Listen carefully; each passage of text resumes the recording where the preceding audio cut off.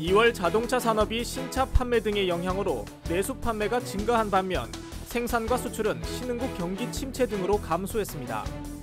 2월 정보통신 기술 수출이 지난해 같은 기간보다 감소했지만 전달인 1월에 비해서는 감소폭이 줄어든 것으로 나타났습니다.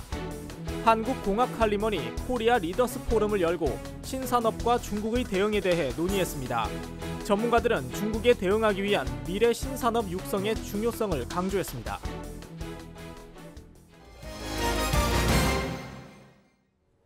(2월) 우리나라 자동차 산업이 개별 소비세 인하와 신차 효과 등으로 국내 판매는 호조를 보였지만 수출은 부진했습니다.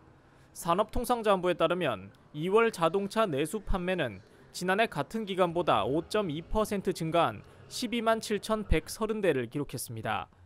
내수 판매 증가에도 불구하고 생산은 지난해 같은 달 대비 3.7% 감소했고 수출 역시 원유와 원자재 가격 하락에 따른 신흥국 경기 침체 등으로 8.1% 줄었습니다.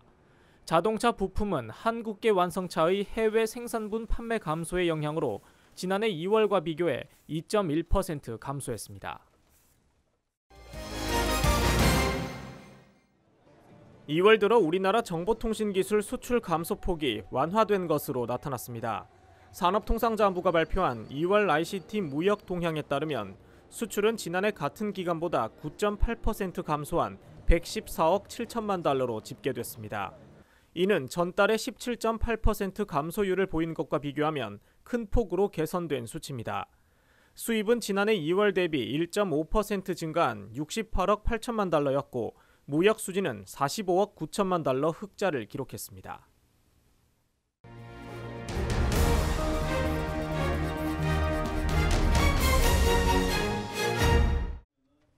대한민국 산업 기술을 이끄는 리더들이 한자리에 모였습니다.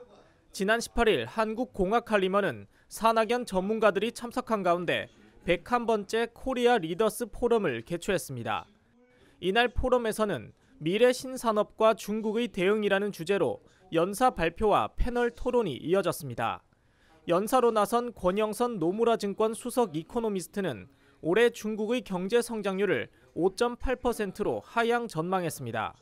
권 수석은 세계 경제를 이끄는 중국의 힘이 줄어들 수 있다며 이에 대한 대비책을 마련해야 한다고 강조했습니다. 박재근 한양대 교수는 매년 증가하던 중국으로의 수출 비중이 지난해 감소세를 보인 것에 주목해야 한다며 신산업 육성의 중요성을 언급했습니다. 특히 IT 융합과 전기 자동차, 스마트 헬스케어 등을 집중 육성해 기술 선점을 이뤄야 한다고 덧붙였습니다. 전병서 중국경제금융연구소장은 현재 중국이 처한 위기를 논하기보다 서비스와 IT가 결합된 산업 혁신이 필요하다는 의견을 제시했습니다. 결국 중국에 맞설 수 있는 미래 신산업, 새로운 성장 동력을 찾아 육성해야 한다는 게 화두였습니다. 알파고와 같은 새로운 산업, 이러한 부분에서는 우리가 좀 더 우위에 있어야 되지 않느냐라는 목소리들이 많이 있습니다. 그래서 중국과의 우리와의 서로의 현황을 점검을 해보고 우리의 미래 방향을 모색을 하고자 하는 것이 이번 포럼의 목표라고 되겠습니다. 오는 6월경 열리는 다음 코리아 리더스 포럼에서는 생산 인구 감소에 따른 사회적 변화와 대응책에 대한 논의가 펼쳐질 예정입니다. 채널I 산업뉴스 이창수입니다.